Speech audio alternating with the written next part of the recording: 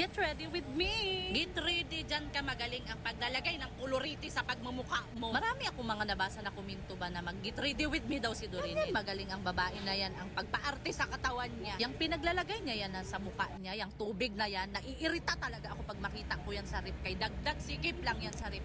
Hindi ko alam kung bakit kailangan ilagay sa rep. Ang tunir-tunir daw na yan. Palagi ko tong mapapansin sa kanya ba, mapahit-pahit siya ng mga puti na yan na tatapalan niya yung mga nangingitim sa mukha niya. Paano hindi yan magkaroon ng pangingitim yung mga bakas sa pimples?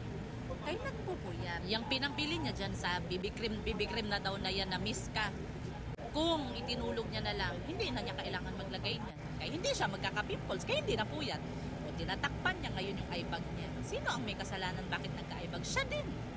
Kaya hindi natutulog sa tamang oras. Sus, Dorinel, kahit ilang beses mo patakpan yung mga eyebag mo na yan, lalabas pa rin yan. Kaya buburahin din naman ang make-up. Tignan mo ang babae. O napakaraming itatapal sa pagmumukha niya. Siya rin naman ang may gawa sa mga yan.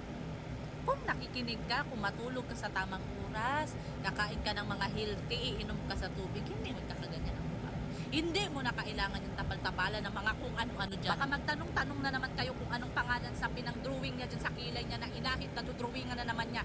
Ang nakasulat doon ay Bobby Brown. Isa pa yan sa hindi ko